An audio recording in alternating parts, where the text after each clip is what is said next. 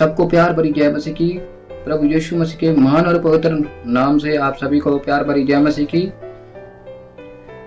मैं आज आपके सामने एक बार फिर वीडियो लाया हूँ। प्रभु यीशु मसीह की आत्मा ने प्रेरित किया है। तो आज फिर हम पवित्र बाइबल से सीखेंगे कि पवित्र बाइबल हमें क्या बताती है। पवित्र बाइबल से ऐसे कुछ बहुत ही अनमोल वचन, छुपे हुए रहस्य हैं जिसको हम नहीं जानते हैं। मैं आपको कुछ इस तरह से बाइबल का वचन बताना चाहता हूँ कि आप लोगों को समझ में आए। तो चलिए प्रभु यीशु मसीह के वचन से ही बात कर लेते हैं। प्रभु का वचन निकालते हैं और उससे बात करते हैं। तो अगर जिन लोगों का, जो मेरे भाई लोग वीडियोस देख रहे हैं, अगर उनके पास बाइबल है तो वो बाइबल को खोल सकते हैं और बाइबल को खोल ले। और आज मैं आपको इस बाइबल से एक ऐसा वचन बताने वाला हूँ कि जिंदगी के लिए बहुत ही ज्यादा इम्पोर्टेंट है। तो आज मैं आप सबको बताऊंगा कि जो आज हमारा विषय है, माता पिता और बच्चे अधिकारी हमें होना है। अपनी मम्मी और पापा, जितने भी परिजन है, हमारे परिवार के बड़े हैं, उन सबका किस तरह से हमें सम्मान करना है, उसके बारे में आज हम बाइबल के पवित्र वचन। तो चलिए मेरे साथ सब जने निकालेंगे। इसी 6 अध्याय और इसकी 1 आयत से 4 तक हम अध्ययन करने वाले हैं। तो ये बाइबल का वचन हमें क्या बताता है। तो हेडिंग ऊपर लिखी, माता पिता और बच्चे। आज हम माता पिता और बच्चों पर ही बात करने वाले हैं कि माता पिता अपने बच्चों को किस तरह से ताड़ना देते हैं, किस तरह से उन्हें समझाते हैं, कैसे करके आपको उन्हें समझाना है, और बच्चे किस तरह से अपने माता पिता से बातचीत करते हैं और किस तरह से उनसे व्यवहार करते हैं। इसके बारे में आज मैं बात करूंगा इस पवित्र वचन से, प्रभु यीशु मसीह के पाक पवित्र वचन से। तो पहली आयत हमें क्या बता रही है। हे बालकों, प्रभु में अपने माता पिता के आज्ञाकारी बनो, क्योंकि यह उचित है। हालेलुया। पहली आयत हमें क्या बता रही है।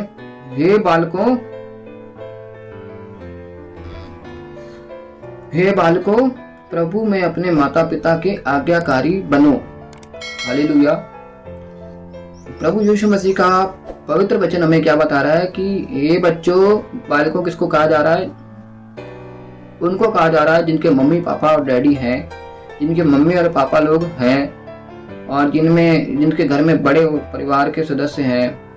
उनका क्या करना, हमें आज्ञाकारी बनना। माता पिता की बात हो रही है, यानी कि मम्मी और पापा की बात हो रही है।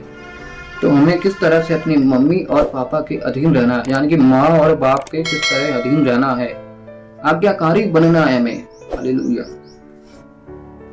बाइबल किस तरह से हमें आज्ञाकारी अपने माता पिता का बनना है, क्योंकि यह उचित है। क्योंकि ये क्या है, बहुत ही ज्यादा उचित है। यह उचित है, यह सही है, ये गलत नहीं है। हमें अपने माता पिता का आज्ञाकारी बनना ही बनना है। हालेलुया। तो दूसरी आयत हमें क्या बता रही है। अपनी माता और पिता का आदर कर, यह पहली आज्ञा है जिसके साथ प्रतिज्ञा भी है। हालेलुया। अपनी माता और पिता का क्या कर, आदर कर। हालेलुया। यह क्या है, पहली आज्ञा है। सबसे पहली आज्ञा यही है, अपने माता पिता का क्या करना, हमें आदर करना है।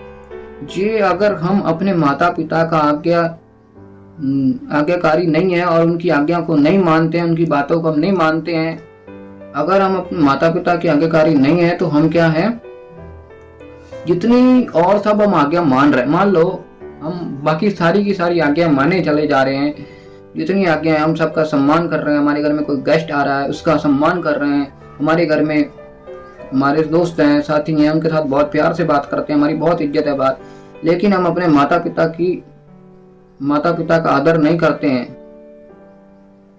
तो क्या होगा, हमारी जितनी भी वो सारी आज्ञा हम क्या कर रहे हैं, हम जितनी भी सारी आज्ञा वो है जो उनके अधीन है, लेकिन हमारी जो पहली आज्ञा है वो तो हमारी आज्ञा पूरी नहीं हो रही ना। ये क्या है, हमारी पहली आज्ञा। यदि हम वो पहली आज्ञा पूरी नहीं कर रहे हैं तो बाकी सारी आज्ञा हम पूरी करे जा रहे हैं, लेकिन पहली आज्ञा जो माता पिता की वो पूरी नहीं कर रहे हैं, वो आदेश पूरा नहीं कर रहे हैं, परमेश्वर का दिया हुआ आदेश है, तो हमारी जो सारी की सारी आज्ञाएं जो हमने पूरी की है ना, जो सम्मान हम कर रहे हैं, वो जो इज्जत बना रहे हैं, प्रभु के सामने बनाने की कोशिश कर रहे हैं, तो प्रभु के सामने हमारी इज्जत बिल्कुल नहीं है। अगर हम अपने माता पिता की आज्ञा नहीं मानते हैं या उनकी आज्ञा पर नहीं चलते हैं, तो क्या है, हम परमेश्वर की नजरों में बिल्कुल नीचे हैं, ऊंचे नहीं है, ठीक है।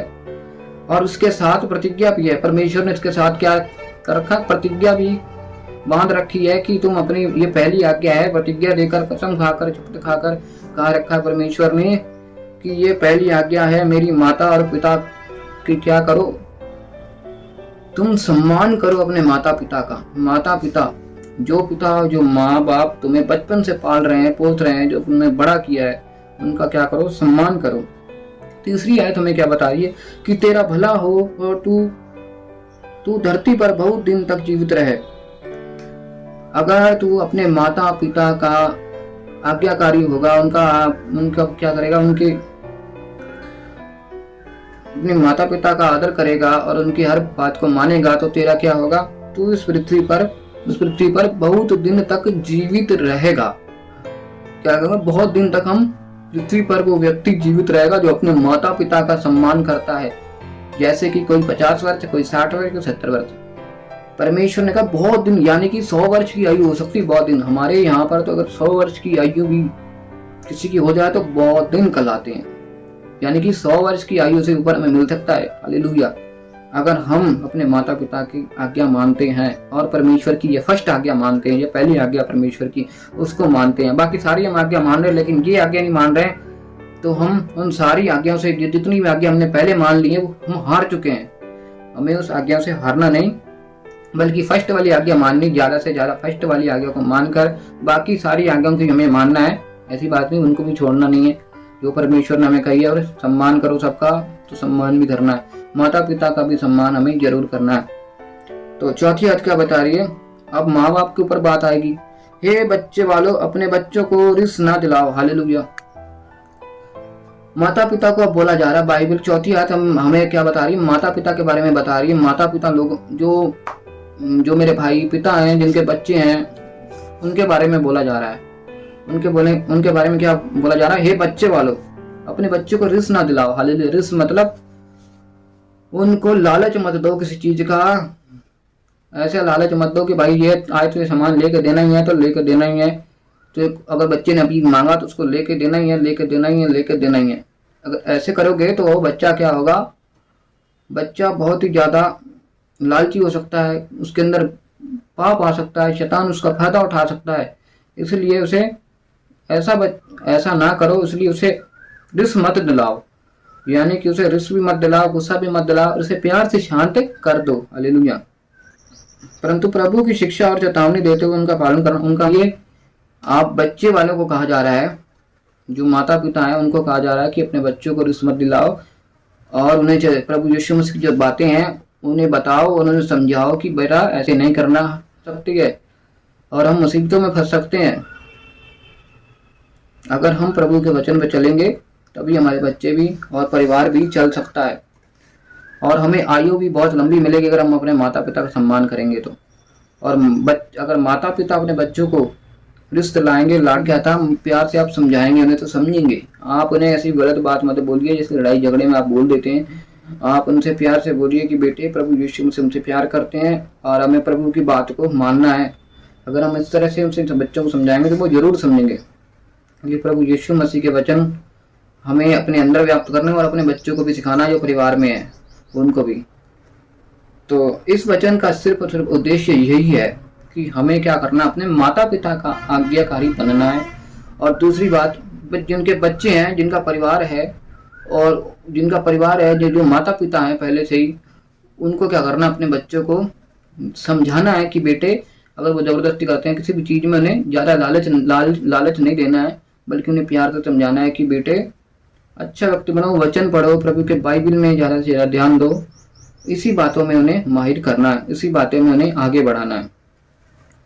तो मेरे प्रियो, आज का वचन बस इतना ही था। प्रभु यीशु मसीह आप सभी को आशीष दे। प्रभु यीशु मसीह के महान और पवित्र वचन को सुनने के लिए आप लोगों का बहुत बहुत धन्यवाद है। और मैं अगली वीडियो में आपको फिर दोबारा मिलूंगा। तब तक के लिए सबको प्यार भरी जय मसीह की।